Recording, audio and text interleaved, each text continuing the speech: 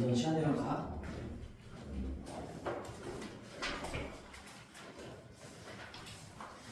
자, 행렬 마무리 한번 해볼게요, 오늘. 페이지는 312페이지. 그리고 앞에 뭐 풀다가 뭐 안 되는 거 있으면 내일 흘릴 시간, 금요일, 토요일 시간 이용해가지고 질문하세요. 근데 아마 앞에 부분은 없을 것 같기는 한데, 그래도. 자, 그래서 행렬 곱셈을 우리가 다뤄봤고, 자, 이제 거기 행렬의 거듭제곱 313페이지부터 볼 건데요. 말 그대로 행렬의 거듭제곱, 이제 곱셈을 다뤘으니까 내가 어떤 같은 행렬에 대해서 거듭제곱도 해나갈 수가 있겠죠. 자, 근데 거기에 참고 먼저 한번 읽어볼게. 우리가 정사각행렬 말고 참고에 행렬의 거듭제곱은 정사각 행렬에서만 정의가 된다라는 거, 이게 좀 중요한 말이죠. 행렬의 거듭제곱인데요. 자, 근데 우리가 언제 이 곱셈이 정의가 되는지만 생각을 한다면 거듭제곱, 우리가 2번 이상 곱해 나갈 때 내가 만약에 어떤 A라는 행렬이 n 곱하기 n짜리였다. 그러면 n 곱하기 n짜리 행렬에다가 우리가 n 곱하기 n짜리 행렬을 곱한다라고 생각해보면 정의가 돼요, 안 돼요? 그랬을 때 우리가 저번 시간에 했던 거 요거 연결고리가 안 되죠, 지금. 그래서 내가 행렬을, 똑같은 행렬을, 같은 행렬을 거듭제곱을 해나가기 위해서는 그 뒤쪽에 곱해진 얘도 지금 A인 거고 얘도 지금 A인 거니까 어떤 똑같은 행렬을 여러 번 곱하는 게 거듭제곱인 거니까 이게 정의가 되려면 뒤쪽에 앞에 부분이랑 앞쪽에 뒤에 부분 결국엔 얘도 n이었어야 하는 거고요. 따라서 m하고 n이 같아야만 같은 행렬을 거듭제곱 해나갈 수가 있다라는 얘기죠. 그렇게 별거는 아니지만 그래도 중요한 내용입니다. 그래서 우리가 어떤 n 곱하기 n짜리 정사각행렬, 얘를 우리가 몇 차 정사각행렬이라고 부르지? n 곱하기 n이면 n차 정사각행렬이라고 부르는 거고, 그래서 여기 구체적으로 3이 들어왔어. 3 곱하기 3짜리야. 행도 3개, 열도 3개다. 그러면 3차 정사각행렬인 거고, 행도 2개, 열도 2개, 즉 성분이 4개가 들어가 있으면 2차 정사각행렬이라고 부르죠.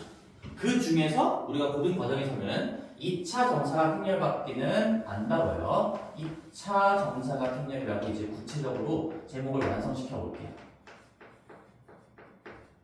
2차 정사각행렬의 거듭제곱을 한번 배워보겠습니다.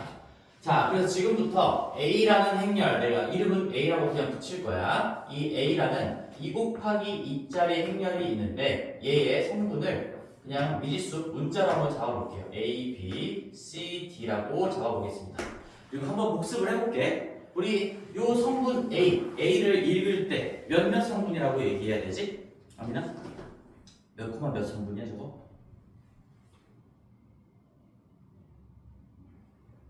1,1 성분이죠. 우리 행 첫 번째 행 항상 왼쪽 상단부터 번호를 매기는 거고 1번, 2번 첫 번째 행, 두 번째 행, 첫 번째 열, 두 번째 열이니까 요 스몰 a를 읽을 때는 첫 번째 행과 첫 번째 열에 걸쳐 있는 성분이다. 그래서 그걸 순서상으로 1,1 성분이라고 부르는 거죠. 더 b는 1,2, 더 c는 2,1, d는 2,2. 그리고 얘는 행도 2개, 열도 2개니까 2 곱하기 2 행렬이다. 이 2 곱하기 2라는 표현 자체를 뭐라고 불러요? 또? 저 행렬의 크기 또는 꼴이라고 부른다. 정의는 당연히 알고 있어야 돼요, 표현들은. 자, 그러면 여기서 내가 이제 거듭제곱을 해볼 건데 거듭제곱 말 그대로 A의 거듭제곱이라는 건 똑같이 우리가 기존에 하는 대로 이렇게 표현을 해요. A 곱하기 A는 A의 제곱이라고 표현하는 거고요. 이 A가 행렬이기 때문에 사실 우리는 이러한 계산을 해야 된다는 얘기겠죠. A, B, C, D에다가 A, B, C, D를 곱하면 어떻게 될까요? 라는 건데 그러면 밑에다 옆에다가 한번 써볼게요. 옆에다가 써보면 자, 얘는 지금 현재 2 곱하기 2짜리인 거고요. 얘도 2 곱하기 2인 거니까 우리가 알 수 있는 게 하나 더 있어.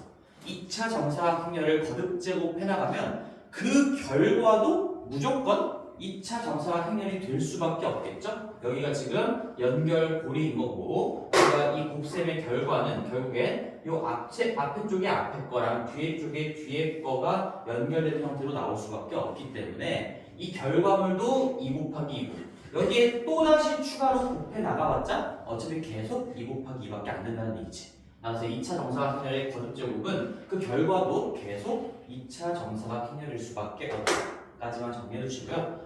그리고 직접 이제 계산을 해볼게요. 자, 어떻게 하는지 행렬이라는 걸 기억하시면 되겠죠. 곱셈은 앞쪽의 행과 뒤쪽의 열을 곱해줄 겁니다. 그래서 얘 곱해, 그 다음에 얘 곱해. 그 결과물들끼리 더하는 거야. 따라서 a제곱, 마음속으로라도 해봐. a제곱 더하기 bc가 되겠죠. 맞지? 그 다음에 첫 번째 행과 두 번째 열을 곱했을 때 결과물의 1,2 성분이 되는 거니까 우리가 a, b, b, d, ab 더하기 bd가 1,2 성분이 된다. 그치? 그 다음에 앞에 쪽에 두 번째 항상 행을 고르는 거고 여기서 뒤에 거에서 열을 고르는 거예요. 그러면 두 번째 행과 첫 번째 열을 골라서 곱했을 때 2,1 성분이 될 거니까 우리 CADC가 되겠죠. CADC. 그래서 얘도 CA 더하기 DC라고 써볼게요. 이렇게 좀 이쁘게 쓰자. AC 더하기 CD라고 순서대로 써보자. CA는 어차피 H랑 똑같은 거고 더하기 CD니까 CD라고 한번 써볼게요. 그 다음에 마지막에 이 결과물의 2,2 성분은 2,2가 되기 위해선 앞쪽에 2행, 뒤쪽에 2열이 만나서 2,2를 만들어낸다. 그러면 C, B, D 제곱 CB D제곱이니까 얘도 BC 더하기 D제곱이라고 한번 써볼게요. 지금 곱셈 복습하는 거죠. 곱셈 복습. 항상 앞쪽에 있는 행렬의 행과 뒤쪽에 있는 행렬의 열이 곱해지면서 같은 자리, 대응하는 자리끼리 이건 같은 자리라고 할 수도 없겠죠. 곱해 나갈 때 첫 번째 끼리 곱하고 두 번째 끼리 곱한 다음에 그 결과물들끼리 더해주는 게 곱셈의 결과다. 자, 그래서 내가 한번 지금 a제곱을 곱해봤는데요. 그러고 나서 이제 여기다가 또 a를 추가하고 거듭제곱을 해 나가면 되겠지. 그리고 이제 문제는 저 a, b, c 자리가 구체적인 숫자로 나와 있겠죠. 근데 내가 이제부터 지금 좀 추천을 해줄게. 추천이라기보다는 반협박인 거지 항상. 이제 얘는 a제곱은 이제 어떻게 하는지를 좀 그냥 외워두셔야 돼요. 이 거듭제곱은 너무 많이 쓰기 때문에 너희들이 문제에서 어떤 행렬, 2차 정사각 행렬이 나와 있고 얘를 거듭제곱을 하는 상황이 굉장히 많이 나올 거거든. 그러면 내가 그때마다 A, B, C, D 써가지고 할 시간이 없어요. 그래서 지금 다시 한번 연습을 해볼게. 봐봐. 이 결과물을 안 지울 거고 내가 만약에 A라는 행렬이 이렇게 주어져 있어. A, B, C, D 주어져 있어. 그러면 얘를 보자마자 바로 A제곱을 쓸 줄 알아야 돼. A제곱. 자, 얘 한번 지금 연습해 볼 겁니다. 이 모양을 보면서 연습해 볼게요. 이 A제곱은 봐봐. 여기에 제곱. 맨 첫 번째 1,1 성분은 이 1,1 성분의 제곱에다가 대각선. 요 오른쪽 아래쪽에 있는 이 대각선의 곱을 더해주면 된다는 거야. 결론적인 얘기죠. 결과론적인 얘기죠. 그래서 A제곱 더하기 BC일 거고요. 그 다음에 여기 먼저 할게요. 여기 이렇게 두 개가 좀 꼴이 비슷하고 이렇게 두 개가 꼴이 또 비슷하니까 여기도 마찬가지예요. 이 2,2 성분은 원래 거 A에 2,2 성분 제곱한 다음에 또 대각선이야. 왼쪽 위쪽에 있는 대각선의 곱을 더해주면 되겠지. 그래서 BC 더하기 D제곱인데 얘도 그냥 우리 이제 기억하기 좀 편하게 얘랑 비슷한 형태로 맞춰서 D제곱 더하기 BC라고 할게요. D제곱 더하기 BC. 어제 뭐 숫자는 똑같은 거죠 지금. 그 다음에 이제 1,2랑 2,1 얘네 둘이 또 방법이 유사한데 얘는 기역자 그려주시면 돼요. 기역자 A, B, B, D A, B 더하기 BD입니다. 그래서 기역자를 그려주시면 여기가 A, B 더하기 BD가 되는 거고 눈치를 좀 챘겠지? 2,1은 니은자 그려주시면 돼요. 니은자. 그래서 AC, CD입니다. AC, CD. 그래서 그렇게 어렵지가 않으니까 내가 요렇게 둘이 좀 유사한 형태를 띠는구나라는 걸 기억하시고 그 자리의 제곱에다가 대각선, 그 자리의 제곱에다가 대각선 더해주면 된다. 그 다음에 1, 2하고 2는 어떻게? 기억, 니은 그려주면 된다. 기억, 니은. 그래서 여기는 이제 이렇게 기억, 니은의 이미지를 조금 살려주면 되겠죠. 그래서 뭐 필기를 너네들 이거 나와 있긴 하니까 거기 다짐 같은 걸 좀 적어봅시다. A제곱은 이건 좀 외워주셔야 돼요. 이거는 그때 쓸 시간이 없으니까 암기를 좀 꼭 해주시고 이제 연습을 좀 해볼게요. 연습. 내가 A가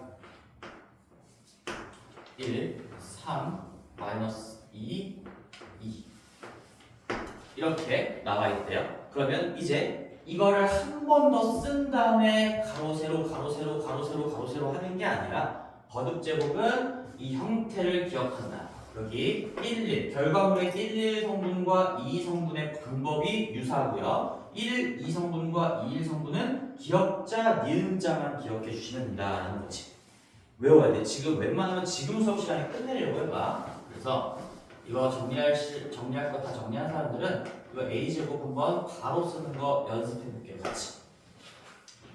자, 따라와 보세요. 그러면 A가 이렇게 나와 있으니까 1, 2성분을 해보면 요거 1, 2성분은 1, 2성분 제곱한 다음에 대각선. 그러면 1의 제곱, 1에다가 마이너스 6 더해보니까 마이너스 5가 될 거고 그 다음에 제곱의 2성분은 원래 거 자기 자신의 2성분의 제곱에다가 4에다가 마이너스 6, 마이너스 2가 될 거고요. 그 다음에 여기 겁나 쉽죠? 기억자 3, 6, 10이 아니라 9.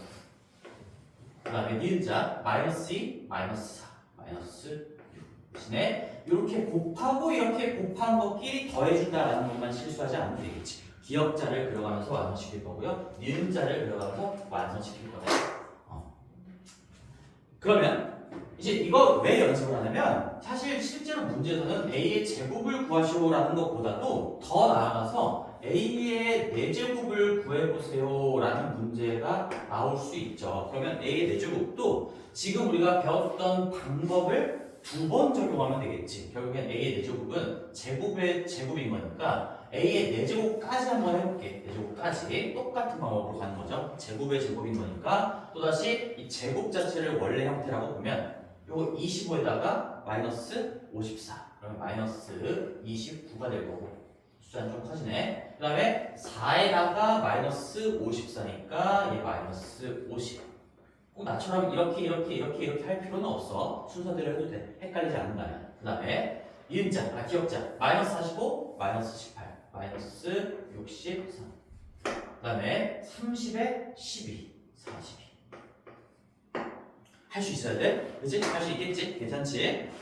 정 안 되면 그냥 다 쓰고 하는 건데 그렇게 하다가는 우리가 어느 정도의 한계에 좀 부딪힐 거니까 내가 행렬의 거듭제곱은 특히 제곱하는 방법은 기억해 주시면 이제 짝수 거듭제곱들 즉 4제곱, 8제곱, 16제곱 이런 것들도 다 건너가면서 할 수가 있겠죠? 빠르게.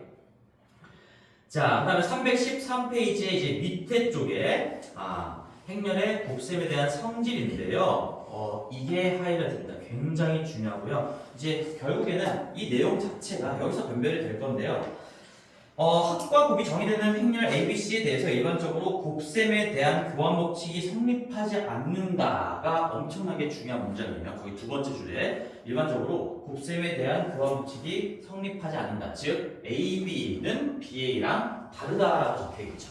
행렬의 곱셈은 우리가 원래 일반적인 숫자 문자의 곱셈에서는 교환 법칙이 아주 편하게 성립했죠. 우리가 x, y를 곱하나 y, x를 곱하나 이건 같은 걸로 취급하는 것도 내가 얼마든지 문자의 순서를 재정렬할 수도 있었어. 근데 행렬은 이 행렬의 법에서는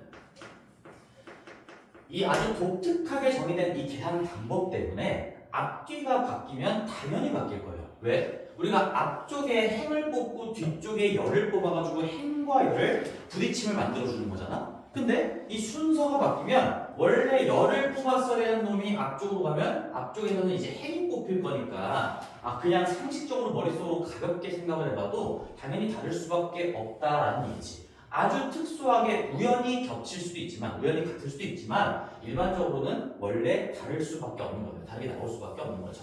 행렬의 교환 법칙.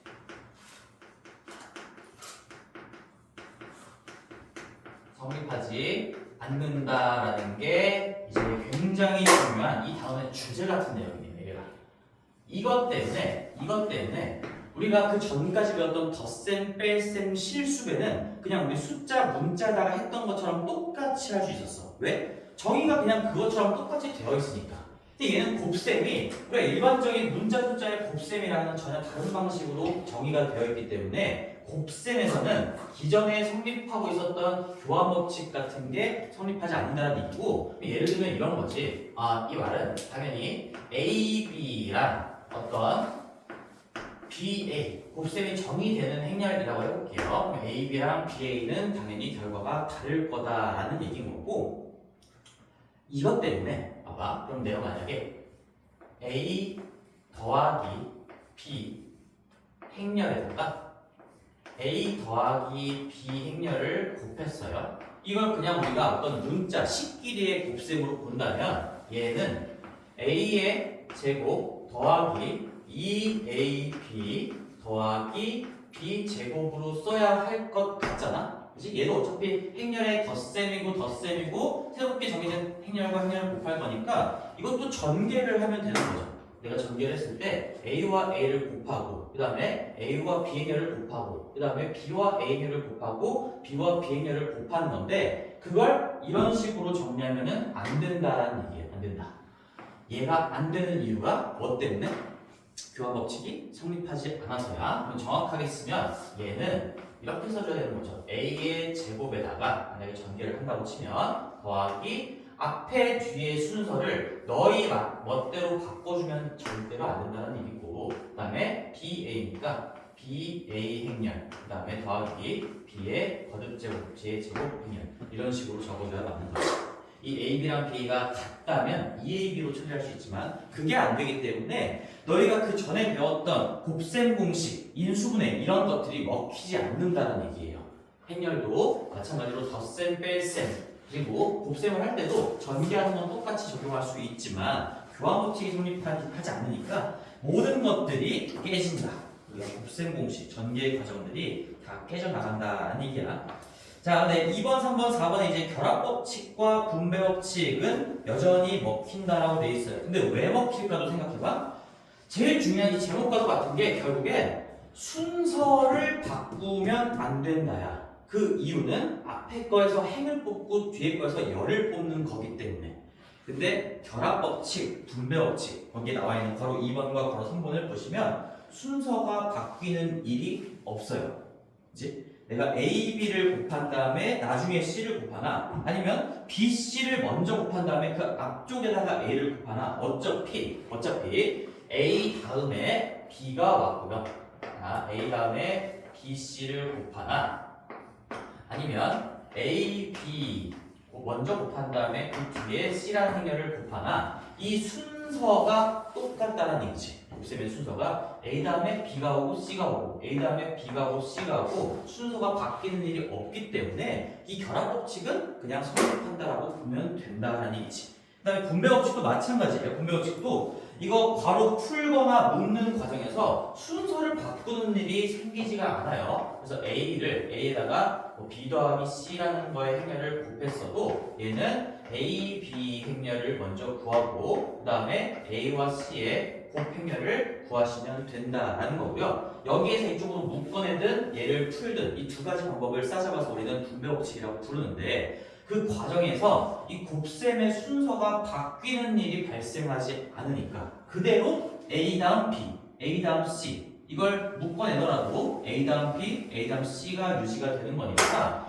우리는 자리 바꾸는 일만 벌어지지 않으면 기존에 했던 방식을 다 그대로 적용할 수 있다라는 거예요. 그래서 결합 분배는 문제가 없고 제일 중요한 건 교환 법칙이 성립하지 않는다. 즉 더 쉽게 얘기하면 행렬의 곱셈은 자리를 바꾸면 안 된다 라는 거지. 자리를 바꾸면 안 된다. 근데 얘 뒤쪽으로 가서 315페이지 이제 단위행렬의 정의만 하기 전에 거기 314페이지에 이제 여러 가지 예시들이 적혀 있는데 행렬의 연산은 Q&A 한번 볼게요. 314페이지에 거기 Q&A도 중요 표시 한번 해놓고 집에 가서 꼼꼼히 다시 한번 복습해봐야 돼요. 행렬의 연산은 실수의 연산과 어떤 차이가 있을까 한다면 곱셈에서는 교환 법칙이 성립하지 않아 자리를 바꿀 수가 없어요. 그래서 실수의 곱셈에서 성립했던 지수법칙, 곱셈 공식 등이 일반적으로 성립하지 않는다는 거예요. 그래서 거기 괄호 1번을 한번 써볼게요. 괄호 1번. 자, 이것 때문에 모든 것들이라고 하긴 좀 애매하죠. 지수법칙이나 곱셈 공식 같은 일반적으로 우리가 식에서 전개했던 그런 과정들이 다 깨진다는 얘기인 건데, 자, A, B의 제곱. 이게 만약에 XY의 제곱이었으면 이게 행렬이 아니라 어떤 문자였으면 그냥 이 지수의 분배를 통해서 얘가 A에도 취해지고 B에도 취해지는 거니까 그냥 우리는 A제곱, B제곱이라고 하겠죠. 근데 이게 아니라는 얘기인 거고 이게 왜 아니냐? 순서를 바꾸면 안 되는 거야. 원래는 AB에다가 우리가 AB를 추가하는데 이게 우리가 문자일 때는 곱셈의 교환 법칙도 성립하는 거니까 내가 내 멋대로 그냥 자리를 바꾸고 해서 어차피 이건 A 두 개가 곱해질 거고 B 두 개가 곱해지는 거니 A제곱 B제곱이라고 이쁘게 정리해서 쓰면 되겠지. 근데 행렬은 AB 뒤에 AB가 오면 정확하게 A 다음에 B 다음에 A 다음에 B 이 순서를 깨트리면 안 된다는 얘기예요. 이걸 자리를 바꿔서 A 요거 두 개 바꿔가지고 A, B, B 이런 식으로 쓸 수가 없다는 얘기인 거지. 여기에 순서가 바뀌는 순간 완전히 다른 계산이 되어버리는 거니까 교환법칙이 성립하지 않는 것 때문에 일반적으로 지수법칙, 분배법칙, 지수법칙의 곱셈 공식 등등이 다 성립하지 않아요. 그래서 거기 Q&A에 첫 번째 줄에 있는 거 일반적으로 성립했던 중간쯤에 있어요. 실수의 곱셈에서 성립했던 지수법칙, 곱셈 공식 등이 성립하지 않는다라는 걸 기억해야 돼요. 우연히 같을 수도 있어. 행렬이 아주 특수하게 자리 바꿔도 딱 같게끔 어떤 숫자들이 이쁘게 배치가 되어 있으면 우연히 같을 수 있지만 성립하지 않는 게 일반적인 상황이라는 얘기죠. 자, 그래서 얘는 이렇게 쓰면 안 되는 거고 그대로 써줘야 돼요. 그대로 A, B에 A, B가 왔으니까 A, B, A, B라고 써주셔야 되는 겁니다. A, B, A, B. 그 다음에 바로 2번도 마찬가지 다 똑같은 얘기를 하고 있는 건데요. 여기에도 A 플러스 B 방금 했던 얘기죠. A 플러스 B의 제곱은 우리가 A 제곱 더하기 2AB 더하기 B 제곱이라고 쓰면 안 된다라는 얘기인 거고 그럼 어떻게 써줘야 되는 거야? 아까 썼던 것처럼 A 제곱 더하기 AB 더하기 BA 더하기 B제곱 이렇게 계산을 해주셔야 돼요. 그래서 4번을 계산을 할 수밖에 없다는 얘기인 거지. 얘는 그냥 얘하고 얘 두 배 한 다음에 얘 더하면 됐었지만 얘는 정확하게 행렬이니까 이것 따로 이것 따로 얘 따로 얘 따로 4번을 계산해 줄 수밖에 없다. 근데 어차피 AB가 나와 있으면 여기서 합행렬을 구한 다음에 그걸 거듭제곱 하시면 되겠죠. 그 다음에 3번 말고 이제 거기 밑에 있거든. 한 줄 살짝 띄고 자 봐봐. 밑에 이제 또한 보일 거야. 찾아봐봐. 또한 보이면 또한 세 행렬 ABC와 0행렬에 대해서 실수의 곱셈에서 AB는 0이면 A는 0 또는 B는 0이지만 행렬의 곱셈에서는 AB는 0이지만 둘 다 0행렬이 아닌 경우가 있다. 이거에 대해서 설명을 해줄 거고요. 거기 또한을 쭉 묶어봐봐 한번. 이게 책에 따로 나와 있지 않고 거기에만 여기 나와 있는데 여기에 또한부터 이제 또다시 이거 자체도 하나의 개념인 거예요. 또한부터 이렇게 될 건데요. 얘를 우리 영인자 개념입니다. 영인자. 행렬의 가장 중요한 두 가지 주제. 첫 번째가 교환법칙이 성립하지 않는다. 그 다음에 두 번째가 영인자의 존재입니다. 영인자의 존재. 뭔지 설명을 해줄게요. 영인자. 자, 우리가 실수에서는 어떤 두 실수 A, B가 있을 때 A, B의 곱이 0이다라고 하면 너희들이 바로 캐치를 해야 되는 거지. 아, A, B의 곱이 0이다라면 적어도 둘 중에 하나는 0이라는 얘기인 거예요. 그래서 우리는 그 표현을 A가 0이거나 또는 B는 0이다라고 해석할 수가 있는 거죠. 하나라도 0이어야 곱했을 때 0이 돼버리는 거니까 뭐 A, B, C가 0이다 마찬가지예요. A 또는 B 또는 C가 0이다. 셋 중에 하나라도 0이어야 된다. 물론 두 개 다 0일 수도 있는 거고요. 그 다음에 이 양방향인 거죠. 이거 지금 피로충 우리 양방향 같은 개념인 건데 수학적으로 동치인 건데 지금 여기에서 A 또는 B가 0이면 당연히 곱도 0인 거니까 얘면 얘고 얘면 얘인 거지. 근데 이제 행렬로 가면 어떤 A, B, 곱셈이 정의되는 행렬이 있어요. 이 두 개의 행렬을 곱했더니 0행렬이 됐어. 0행렬이 됐어. 근데 이걸 가지고 우리는 절대로 이렇게 해석하면 안 된다는 거야. 아, 그러면 곱했을 때 0행렬이 됐으니까 둘 중에 하나라도, 즉 A 행렬이 0행렬이거나 B 행렬이 0행렬이겠구나 라고 하면 안 돼요. 아, 얘가 아니라는 게 또다시 엄청나게 중요한 두 번째 주제가 되는 거지. 근데 반대는 맞을 거야. 반대는 이쪽 방향은 맞지. 왜? 하나가 성분이 전부 다 0이면 한번 해볼게요. 우리가 예를 들어 0000에다가 1, 2, 3, 4 이렇게 나누자. 이렇게 했을 때 한번 이미지를 그려보는 거야. 하나가 0이면 뭐 행 만나고 열 만나도 어쨌든 한쪽이 다 0이기 때문에 0, 0, 0, 0, 0, 0, 0, 0 다 0이 될 수밖에 없지. 그래서 이 반대 방향은 맞아. 둘 중에 하나라도 0이 된다면 이걸 곱했을 때, 즉 0행렬에 뭔가 곱했을 때는 반드시 그 결과는 0행렬인 거야. 이렇게 되는 거지. 그치? 근데 이제 얘면 얘다라는 건 그냥 상식적으로도 납득을 할 수가 있을 거고 한 번만 이미지를 생각해 본다면 근데 여기에서 이제 예제를 볼 건데요. 이런 것들이죠. 1, 0, 0, 0 그 다음에 뭐 책에 나와 있는 거 아니더라도 너희들이 이제 이 만드는 연습도 이제 나중에 하게 될 거거든. 0, 0, 0 거기 책에 있는 거 그냥 써보자. 0, 0, 0 마이너스 1. 자 이러면 둘 다 0행렬이 아니에요. 우리가 0행렬이라는 건 모두 다 0일 때 성분이 전부 다 0일 때 0행렬이라고 하는 거고 얘는 그냥 0행렬이 아닌 어떤 일반적인 행렬인 거죠. 얘도 일반적인 행렬입니다. 근데 얘를 실제로 곱해보시면 0, 0이야. 1행 1열의 곱은 0이죠. 그 다음에 1행 2열의 곱도 0, 0이니까 0이에요. 그 다음에 2행 1열도 0, 0, 0이고 2행 2열의 만남도 0, 0이니까 0이 된다는 거지. 둘 다 0행렬이 아니었는데 곱했을 때 0행렬이 나오는 아주 신기한 현상. 이것도 왜 그럴까? 이 곱셈이 굉장히 독특하게 정의되어 있기 때문이에요. 앞에 거의 행과 뒤에 거의 열이 만난다. 그냥 같은 자리끼리 곱하는 일반적으로 우리가 문자나 숫자를 했던 그런 방식이 아니라 앞에 쪽의 행과 뒤에 쪽의 열의 부딪힘으로 정의된 이 곱셈의 특이성 때문에 이런 현상이 관찰이 되는 거고 그때 이 0인자가 이제 뭐냐면 곱했을 때 0행렬이 되는데 둘 다 0행렬이 아니지. 이 둘을 0인자라고 해요. 다시 한번 얘기하면 0행렬이 아니면서 곱했을 때 0행렬을 만드는 그 두 개의 행렬을 싸그리 잡아서 0인자라고 하는 거야.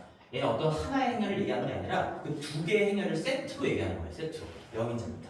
그래서 내가 얘를 지금 이름 붙여볼까요? 얘를 내가 A라고 하고 이 행렬을 B라고 한다면 여기서 0인자는 A랑 B를 얘기하는 거예요. 이 예시의 A랑 B 같은 놈을 두 개를 싸그리 잡아서 0인자라고 부릅니다. 0행렬이 아닌데 곱해서 0행렬을 만드는 그 두 행렬을 0인자라고 부릅니다. 저거 말고도 무수히 많겠죠? 굉장히 많겠죠? 여기서만 봐도 이거 숫자 1을 2로 바꿔도 0행렬이에요. 얘를 마이너스 1이 아니라 다른 걸로 바꿔도 0행렬인 거야. 그렇지? 얼마든지 엄청나게 많은 0인자를 만들어낼 수가 있으니까 그래서 조심할 거 이제 이런 것들도 먹히지 않는다는 거야. 뭔가 곱했을 때 0행렬이야? 그러면 둘 중에 하나는 적어도 0행렬이겠구나, 0이겠구나 라는 생각을 하지 못한다는 얘기지. 자리를 바꿀 수도 없고요. 뭔가 섣불리 하나가 0이겠구나 라는 판단도 할 수가 없다. 그 두 가지를 기억하셔야 돼요. 그리고 키워드로 기억하실 때 교환 법칙이 성립하지 않는다. 제일 중요한 거. 이렇게 마지막에 정리할 땐 이걸로 기억해야 되겠죠. 교환 법칙이 성립하지 않는다. 요 한 문장이랑 그 다음에 0인자라는 게 존재한다. 이 두 가지 키워드를 반드시 암기하고 계셔야 된다. 머릿속에서는. 이제 문제를 볼 거고요. 315페이지의 마지막 단위행렬이라는 게 나오는데요. 거기 단위행렬, 정사각행렬에서 소개는 2, 2 곱하기 2, 3 곱하기 3이 돼 있지만 우리 뭐 2 곱하기 2만 다루게 될 거고 내가 그래서 2 곱하기 2만 다시 한번 써볼게. 단위행렬이라는 건데 뭘 단위행렬이라고 부르나 2 곱하기 2만 써보면 여기 1, 1하고 2, 2 성분 근데 이게 확장이 되면 n 곱하기 n일 때 즉 n, n 성분이 전부 다 1이고 그 나머지가 다 0인 행렬을 단위행렬이라고 불러요. 그러니까 이런 것들이지. 예시를 이해를 돕기 위해서 3 곱하기 3도 써보긴 할게요. 1, 1, 2, 2, 3, 3 성분만 1이고 나머지가 싹 다 0인 행렬을 단위행렬이라고 불러요. 그러면 4사도 한번 나온 김에 연습해볼까? 4사도 1, 1, 2, 2, 3, 3, 4, 4. 그 다음에 여기 나머지 16개의 숫자 중에 지금 4개를 쓴 거니까 12개가 0으로 채워져야 되겠죠?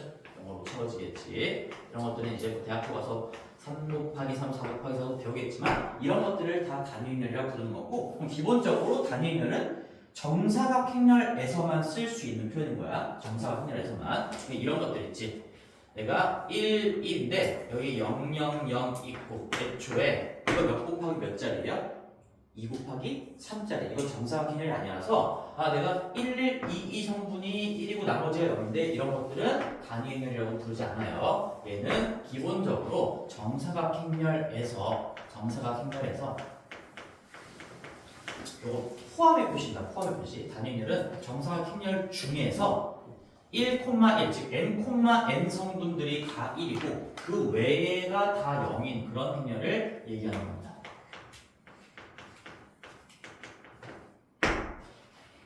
자, 그리고 얘가 왜 단위행렬이라고 부르냐면 단위가 뭐 아주 기본적이다 이런 표현인 건데 이거 뭐 번역에서 영어로 하면 엘리멘트거든요. 엘리멘트. 그래서 이거를 우리가 이름을 붙일 때 뭐 일반적인 행렬은 그냥 A, B, C 붙이지만 얘는 단위행렬 자체는 이름을 붙일 때 알파벳 E라고 붙여요. 얘는 E라고 씁니다. 이게 엘리멘트의 앞글자예요. 뭐 기본 요소라는 게 있지. 요소. 그리고 왜 이걸 단위행렬이라고 부르냐? 잘 기억해봐. 이건 우리가 곱셈을 할 때, 즉 곱셈이 정의가 될 때 이 단위행렬과 곱하면 그냥 원래 거를 그대로 뽑아내는 결과가 될 수밖에 없어. 즉 얘는 어떤 느낌이냐면 실수의 연산에서 자, 이 느낌을 생각해. 숫자 1 느낌이야. 숫자 1 느낌. 곱셈을 할 때 숫자 1 느낌이라고 기억하시면 됩니다. 한번 보여줄게요. 내가 2, 3 아무렇게나 써보자. 2, 3, 0, 마이너스 1 해놓고 여기다가 이 2 곱하기 2짜리 단위행렬 그럼 곱셈이 정의가 되는 거니까 1, 0, 0, 1을 한번 곱해볼게요. 자, 그러면 어떻게 될까요? 당연히 똑같을 수밖에 없다는 게 느껴져요. 왜? 우리가 행과 열의 부딪힘인데 결국에는 여기에 0이 왔다라는 건 이 뒤쪽 부분을 없애고 얘만 고스란히 남겨놓자라는 거야. 1,1 성분에. 그래서 우리는 이쪽에 2가 그대로 올 거고 그 다음에 여기서도 1행과 2열이 부딪히면 0 되고 3 되면서 이 숫자를 그 자리에 그대로 남겨놓게 된다. 그쵸? 그 다음에 0, 0이니까 얘도 뭐 여기 0이라고 하면 좀 헷갈리겠구나. 다른 거 써보자. 4라고 써보자. 4라고. 그러면 4, 0이니까 얘도 그 숫자를 그대로 남겨놓는 역할을 이놈이 해주고 있는 거지. 그 다음에 0, 마이너스니까 얘가 그 자리에 그대로 남게끔 하는 역할을 또다시 해주고 있어요.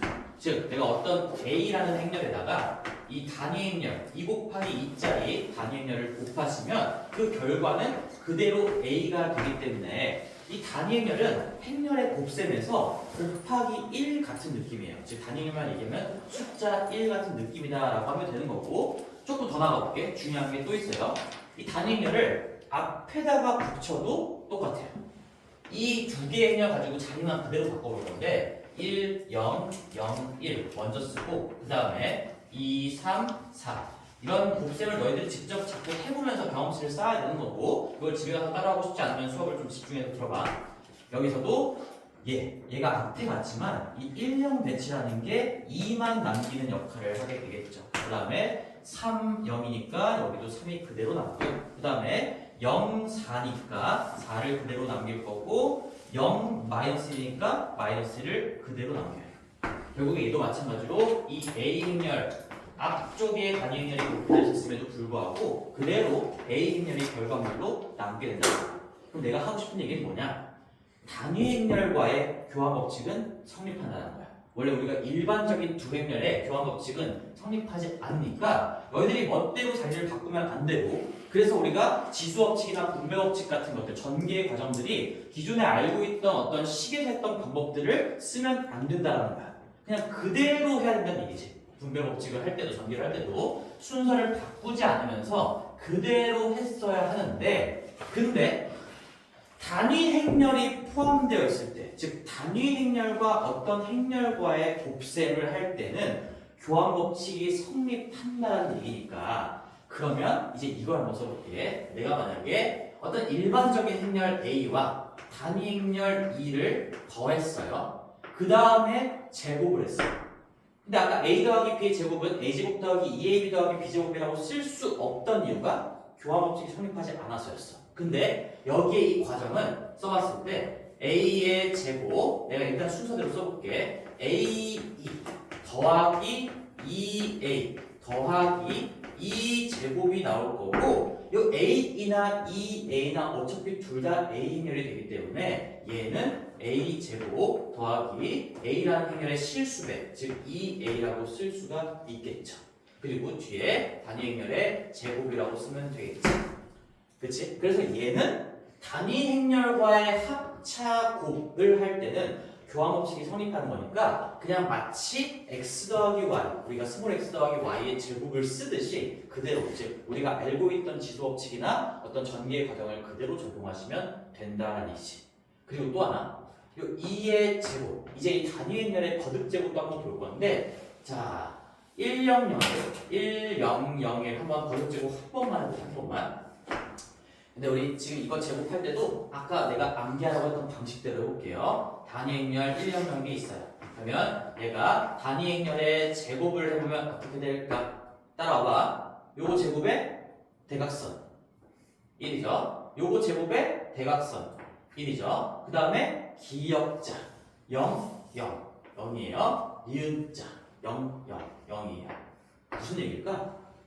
단위 행렬은 거듭 제곱해도 계속 단위 행렬이야. 즉 아까 내가 말했지, 곱셈을 할 때 숫자 1 같은 느낌이니까 이 단위 행렬의 거듭 제곱은 그냥 1의 거듭 제곱이 1이 나오는 것처럼 똑같이 된다는 얘기야. 그래서 그걸 한마디로 정리하면 이 멘트를 기억하는 게 중요해요. 이 단위 행렬은 곱셈을 할 때 숫자 1 느낌이다. 숫자 1은 아니죠. 당연히 행렬이니까. 숫자 1 느낌인 거니까 거듭 제곱을 해도 단위 행렬이고, 어떤 일반적인 행렬과의 곱셈을 할 때 교환 법칙 성립한다. 그 외에는 당연히 다 성립하는 거고요. 우리가 알고 있던 대로 해줘도 상관이 없다. 얘 한 번만 더 정리할게. 얘는 이제 이렇게까지 쓸 수 있겠죠? A 제곱에 더하기 2A고, 어차피 단위 행렬의 제곱은 단위 행렬이니까 이렇게까지 쓸 수 있어야 된다. 맞는 얘기야. 괜찮지? 따라오면 하지? 그래서 단위 행렬에 한번 책 읽어봅시다. 정사각 행렬에서 정사각 행렬이라고 나와있고, 기본적으로 당연히 정사각 행렬에서 단위 행렬이 정의가 되는 겁니다. 그 다음에 뭐 1,0,0,1 같이 왼쪽 위에서 오른쪽 아래로 내려가는 대각선 위의 성분은 모두 1이고 그 외의 성분은 모두 0이, 즉 n, n 그 행 자리와 열 자리가 같은 요 자리들만 다 1이고 나머지가 0인 거를 이제 정사각 행렬, 단위 행렬이라고 하는데, 기호로 이와 같이 나타내고요. 엘리멘트의 앞글자인 1을 쓰는 건데 몰라도 상관은 없어요. 그 다음에 정사각 행렬 A와 같은 꼴의 단위 행렬 2에 대해서 다음이 성립한다라는 거고, 거의 첫 번째 하고 있는 얘기가 뭐야? 말로 하면 단위 행렬과의 곱셈에서는 교환 법칙이 성립한다 라고 너희들이 얘기할 수 있어야 되겠죠? 그치? 그 다음에 2번에서 하고 있는 게 뭐예요? 단위 행렬은 거듭 제곱해도 단위 행렬이다. 내가 그 두 개의 멘트를 한 줄로 그냥 숫자 1 느낌이다 라고 정리하신 거니까 완벽하게 균형 공부를 하셔야 되겠죠.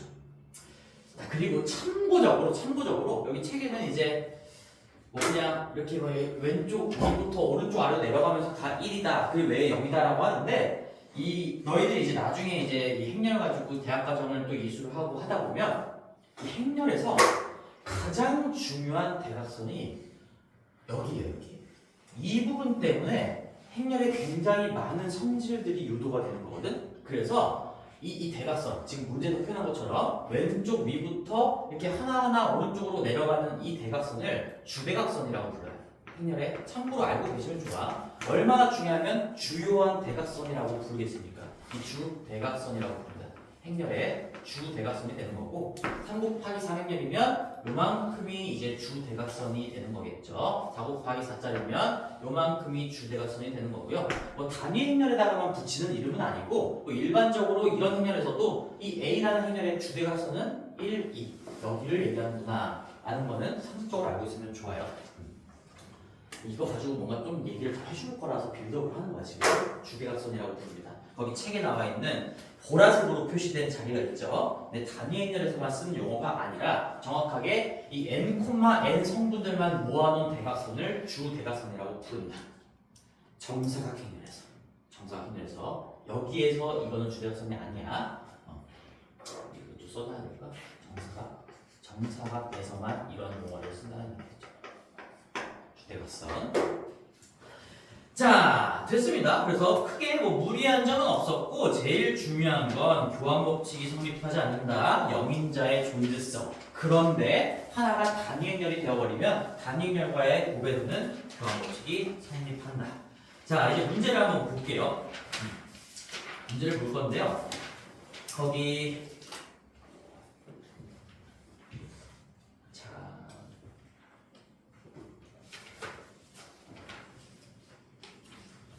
그래서 이제 1번부터 한번 또 가봅시다. 그냥 정리를 하기 위해서.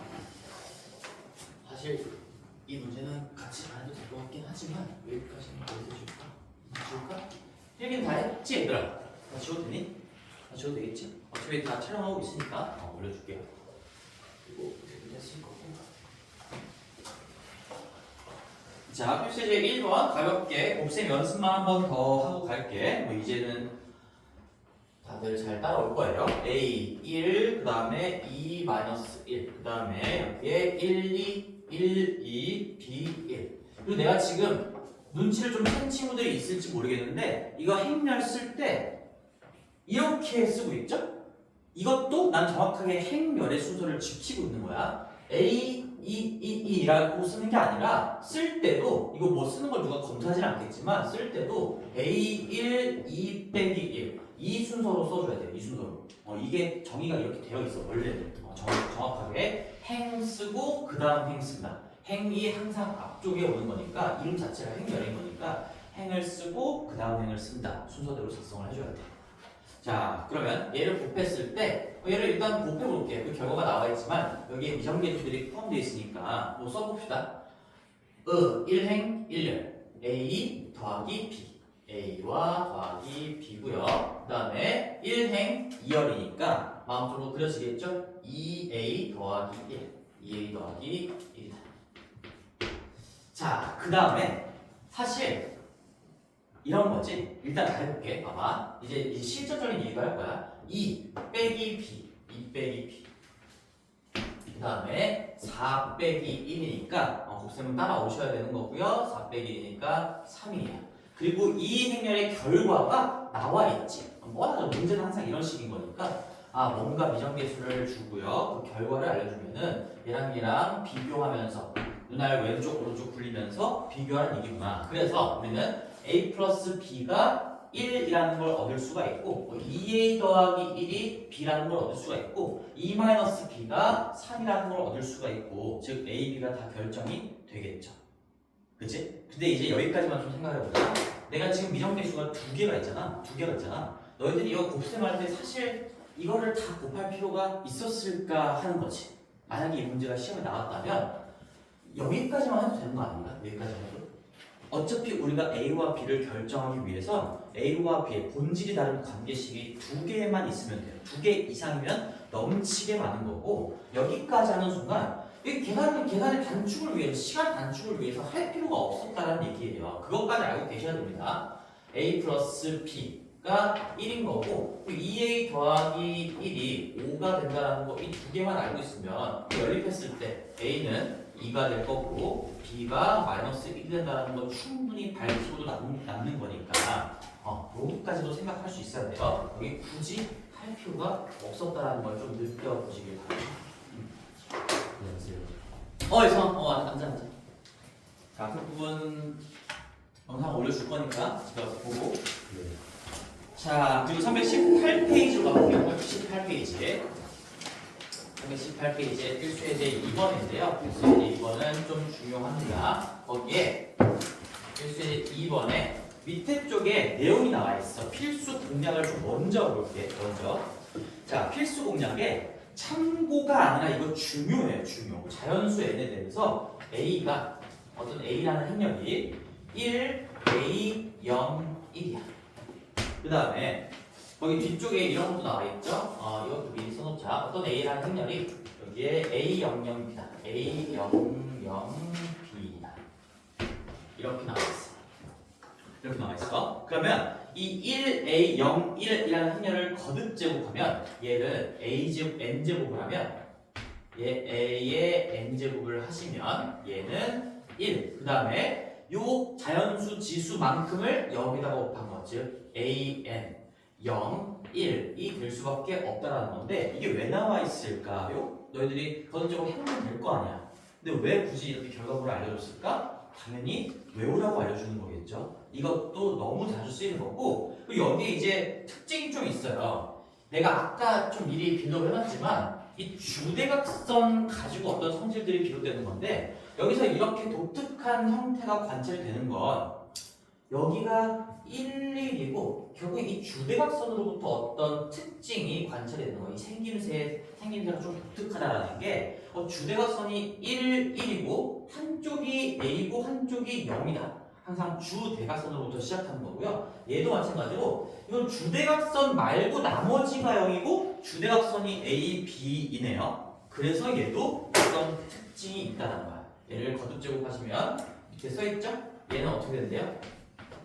거듭제곱이 됩니다. 거듭제곱. 그래서 얘는 A의 n제곱이 되고 B의 n제곱이 되고 0하고 0이 이렇게 된다라는 건데 직접 해보면 다 관찰할 수가 있을 거야. 우리가 두 번만 해봐도 규칙성을 파악할 수가 있을 거니까 한 번만 해볼게요. 자, 1, A, 0, 1 이거 거듭제곱 바로 할 거야. 이거 거듭제곱을 바로 할 거니까 얘를 A라고 썼을 때 A의 제곱만 해보면 너희들 이제 다시 똑같은 거 쓰지 않고도 할 수 있어야 되겠죠?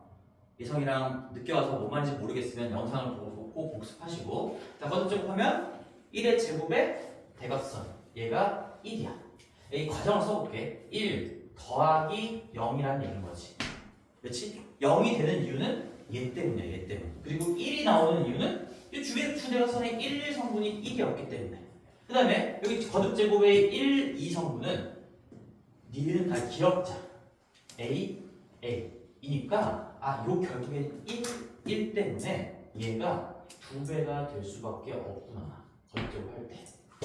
그치? 여기에 한 번 더 곱하면 요 1과 요 1이 만나면서 3A가 될 수밖에 없구나. 뭐 이런 것도 느껴지겠지. 그 다음에 여기 어디 있어 지금? 요거 여기는 니은자 그리는 거니까 0, 0이 되면서 0으로 유지가 될 수밖에 없겠구나. 0이 나오는 이유는 결국 주대각선 왼쪽 아래에 있는 놈이 0이었기 때문에 그런 거죠. 그 다음에 오른쪽은 이렇게 제곱한 다음에 더하시면 얘 때문에 0 되고 얘 제곱하면 1 되는 거니까 결국에 얘도 1 더하기 0이 될 수밖에 없고요. 그래서 1, 0, 1은 무조건 유지가 되는 거예요. 1, 0, 1. 1, 0, 1은 계속 유지가 되는 거고 이 A만 거듭제곱의 이 지수가 실수배 되는 것처럼 제곱을 하면 2A, 세제곱을 하면 3A가 될 거 확인할 수 있을 겁니다. 그 다음에 N제곱을 하면 NA, 즉 AN이 된다는 얘기인 거지. 너무 자주 나오는 거기 때문에 얘는 이 꼴을 암기하고 바로바로 쓸 수 있어야 돼요. 내가 특징을 좀 살려서 1, 1, 0이 보이면 여기에 N배가 되는구나. 자, 그러면 거기에 안 나와 있지만 너희들이 이것도 한번 해볼게요. 이런 식으로 나와 있지. 자, 만약에 A가 이렇게 되면 어떨까? 이것도 주대각선이 다 1이고 여기가 0이고 여기가 A가 되면 어떻게 될까요? 여기가 A 되면 일단 한번 해볼게요. A의 거듭제곱을 한다고 생각을 해보자. 자, 자꾸 하면서 느껴요. 하면서. 자, 얘 제곱에 이렇게. 근데 이게 잘 봐봐. 아까 0A나 이거 자리 바꾸면 어차피 곱하면 0 되는 거 똑같죠? 그래서 여기가 1인 거고. 그 다음에 기역자 그리시면 0인 거고요. 니은자 그리면 2A가 나와. 그 다음에 제곱에 더하면 어차피 이거 아까 0A였나 A0이었나 어차피 0 되는 거잖아. 그래서 여기도 1이 나와요. 뭔가 느껴지는 게 없나?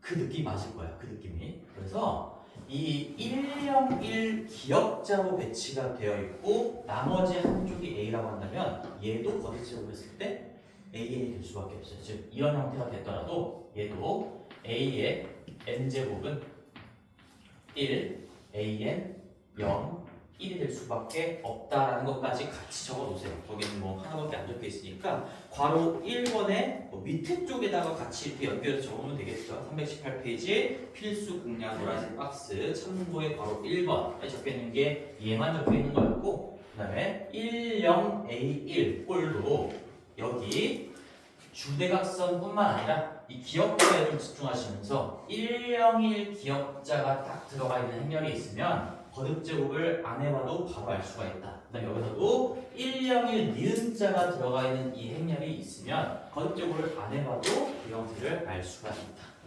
알 수가 있다는 걸 넘어서 알아야 한다라는 거야. 암기해야 돼요. 자, 그리고 저기 이제 주대각선 말고 나머지가 다 0이면서 주대각선에는 어떤 숫자가 있으면 물론 이 A, B조차도 0일 수도 있는 거예요. 0이면 뭐 0의 n제곱이니까 여기도 0이 돼버리는 거겠죠.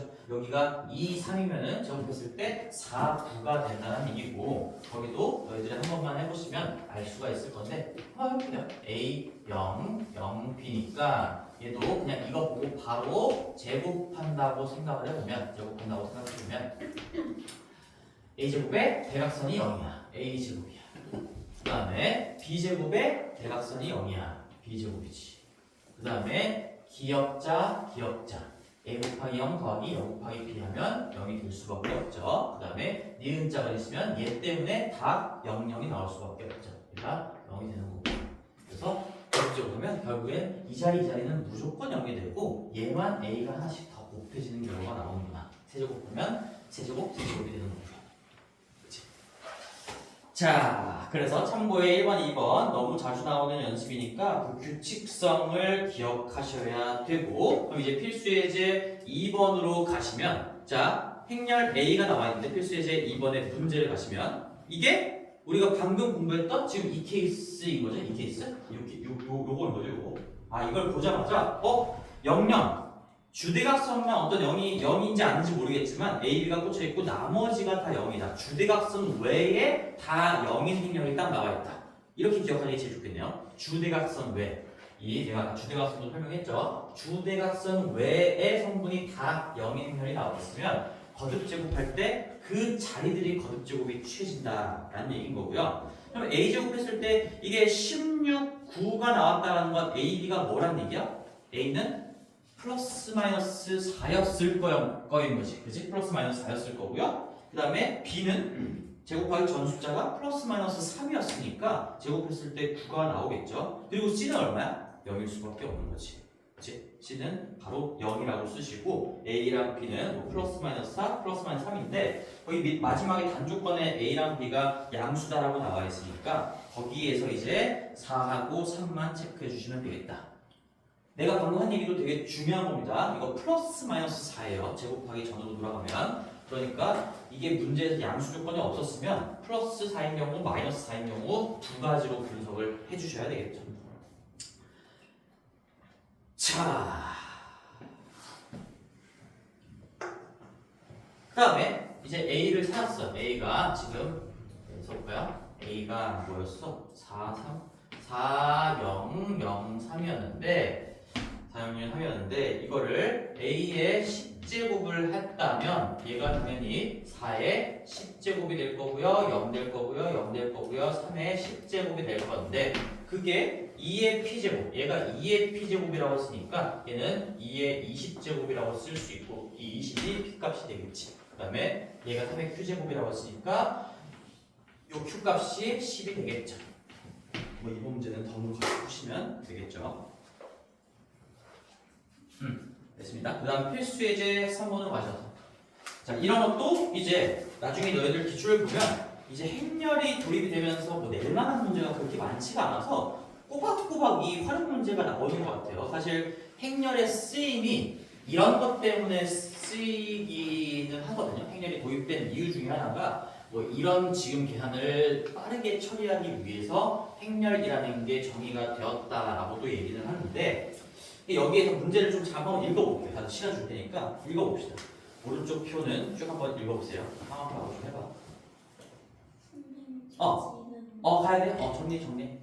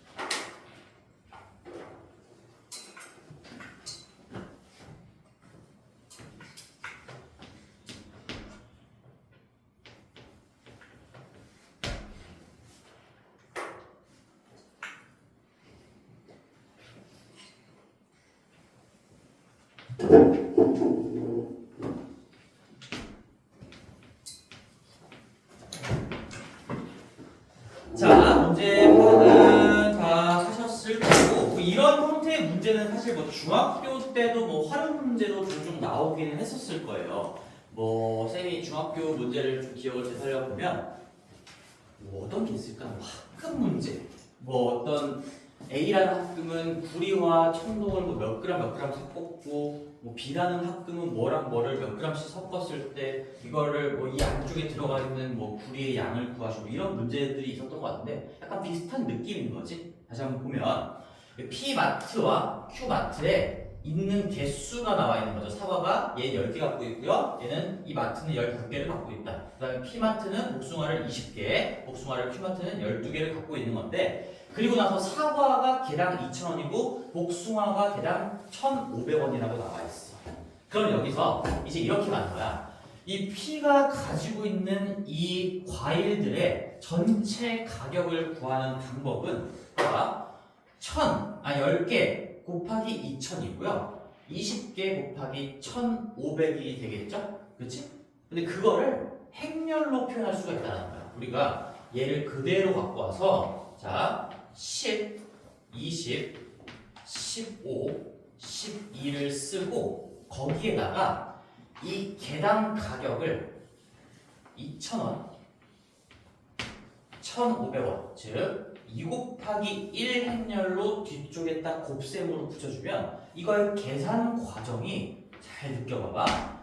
10개 개당 2,000원, 복숭아 20개 개당 1,500원. 그러면 얘가 2만이고 3만이 되는 건데 얘를 그대로 한번 다 써볼게요. 얘는 10개고요 개당 2,000원이고 다음에 더하기 20개고요 개당 1,500원입니다. 20개고요 개당 1,500원.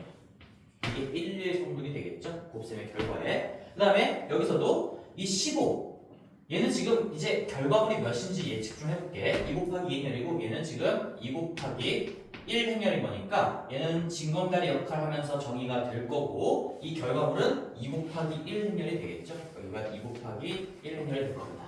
그러니까 1, 1성분, 2, 1성분 이렇게 두 개의 숫자만 써져 있는 행렬이 나와야 된다는 얘기야. 그러면 여기 1행 1년이 만났고 그래서 1, 1성분이 됐고요. 그 다음에 2행 1년이 만나서 2, 1성분을 완성시키겠지? 그럼 여기도 써보면 15개 개당 2,000원 15개 개당 2,000원 더하기 12개 개당 1,200원 12개 개당 1,500원 자, 그러면 내가 일부러 이렇게 안 하는 이유가 있거든? 여기서 의미가 뭔지 생각해봐. 애초에 이 행렬에 지금 여기 왼쪽에 붙어있던 이름이 이거 P마트, Q마트였고요. 여기 위쪽에 붙어있는 이 열의 이름이 이거 사과열이고 이거 복숭아열이었어. 그 다음에 이 뒤쪽에 뒤쪽에 곱해져 있는 이 행이 이거 계단 가격이었어요. 가격열이었던 거지, 가격열. 그럼 이거를 딱 곱하면 이 의미가 뭐가 되는 거야? P의 가격이 되는 거야. P가 가지고 있는 가격이 돼버리는 거여서 봐봐. 여기에 지금 이 2 곱하기 1은 내가 숫자를 써볼게. 여기 2는 그냥 징검다리 역할을 하면서 사라지는 거고 이 앞쪽의 2와 뒤쪽의 1이 결과로 이렇게 남게 되는 거거든요. 근데 이 앞쪽의 2가 뭐야? 행이야, 행. 여기 행에 붙어있는 제목과도 같은 게 P마트, Q마트였어요. 그리고 여기 뒤쪽에 2랑 앞쪽에 2가 의미하는 거는 이거 사과, 복숭아인 건데 사과, 복숭아는 결과물에서는 사과, 복숭아는 빠지는 거고 뭐 빠진다기보다는 징검다리 역할을 하면서 넘어가는 거고 마지막에 1이 의미하는 게 가격이었죠. 그래서 이 행렬의 곱이 2 곱하기 1이 나온다라는 게 P와 Q의 가격이 결과물로 나온다라는 거랑 맞아 떨어진다는 얘기예요. 그래서 얘는 첫 번째 요만큼이 의미하는 게 뭐 가격이라기보다는 P가 가지고 있는 과일의 이거 뭐 판매가는 뭐지? 판매가였나? 총 뭐 판매 금액이 되겠죠. 이 판매를 이렇게 한다고 했으니까 이거는 P가 가지고 있는 과일의 총 판매가가 되는 거죠. P의 총 판매가.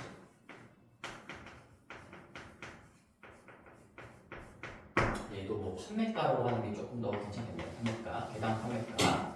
그래서 P의 총 판매가가 살아남는 거고요. 그 다음에 Q의 총 판매가가 2 곱하기 1 자리에 이렇게 살아남게 되는 겁니다. 2, 1, 3분이다. 이게 실생활 뭐 하는 문제라고 해서 너희들이 이 주어진 상황을 가지고 그 주어진 걸 어떻게 행렬로 표현하고 어떤 순서로 곱해야 문제에서 요구하는 정답들을 찾아낼 수가 있나를 물어보는 게 꼬박꼬박 한 문제가 나와요. 그러면 그렇게 어렵지 않겠죠. 일단은 이 행렬의 크기를 먼저 생각하고 요령 크기를 생각했을 때 어차피 이거 행렬 만들어봤자 이렇게 만들 수밖에 없을 거고 가격도 내가 2,000, 1,000 이렇게 만들거나 밑으로 내리거나 할 수 있을 텐데 잘 조금만 생각해 보시면 되는 거예요. 이 앞에 쪽의 행과 뒤쪽에 열이 곱해진 거니까 어떻게 행과 열이 부딪혀야 이런 의미가 뽑혀 나갈까?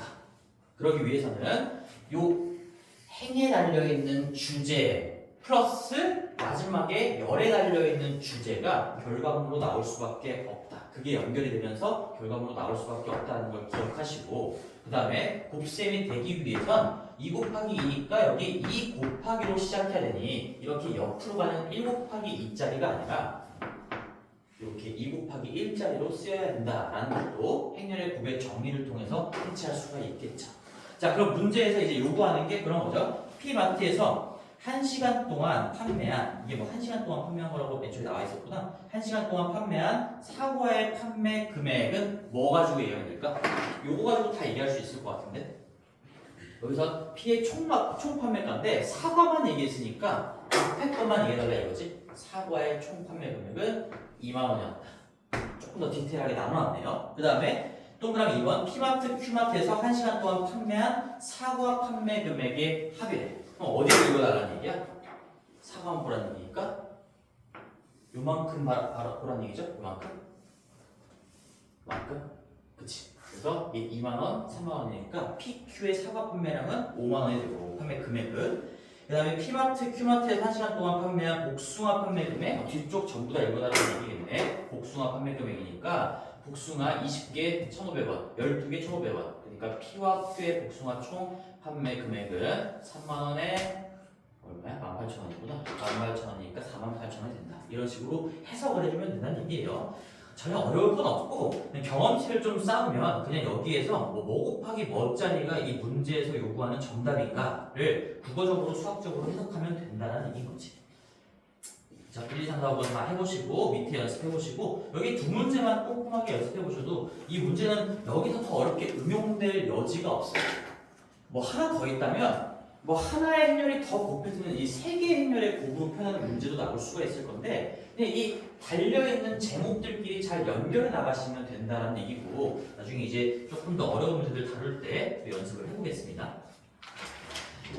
자, 그래서 필수 문장 한 번만 읽고 넘어가 볼게요. 거기에 좋은 말이 써져 있어서 주어진 두 행렬을 곱한 행렬의 행과 열이 각각 어떤 의미를 가지고 있는지 파악한다. 우리 활용 문제인 거니까 내가 여기 달아줬던 것처럼 이 앞쪽에 있는 행렬의 행에 달려있는 이 제목과도 같은 거는 마트 이름이 적혀 있는 거죠. 마트 이름. 그 다음에 열에 붙어 있는 제목은 과일이었어요. 과일. 그 다음에 뒤쪽에 붙어져 있는 이 여기 또 뭐 행에 적혀 있는 거는 사과 한 개당, 뭐 복숭아 한 개당 이런 거죠. 사과 복숭아인 거고. 그래서 이것도 적어볼까? 사과 복숭아니까 여기 앞쪽에 요거랑 얘가 딱 맞아 떨어지면서 곱셈이 정의가 되는 그런 상황이었고요. 나오는 결과물은 얘랑 얘. 이게 마치 어떤 거랑 좀 느낌이 좀 비슷해. 너희들 그 합성함수 치환하는 거랑 좀 비슷하지 않나? 이거 좀 유사한 꼴이야. 이게 굉장히 사실상 거의 치환이랑 똑같은 내용인데 우리가 x에 대한 함수 y 분석할 때 이 2차 함수에서 반복되는 부분 치환했던 거 기억나잖아? x에 대한 t로 한번 보고요. 반복되는 걸 t로 치환해서 그 다음에 t에 대한 함수 y로 분석하면서 이 복잡한 뭐 4차를 이 2차, 2차 두 번으로 분석하는 과정이 있지. 그래서 얘는 진검다리 역할을 하면서 사라지는 거고 내 눈에서 사라지는 거고 결국엔 맨 앞에 거에 대한 맨 뒤에 거의 함수로 결과가 도출이 되는 건데 그거랑 뭐 거의 유사한 느낌이에요 지금. 이 진검다리 역할이 사라지는 거고 PQ의 총 판매가가 결과로 나오게 된다는 거죠. 자, 됐어요. 잠깐 쉬었다가 320페이지부터 또 이어가 보겠습니다.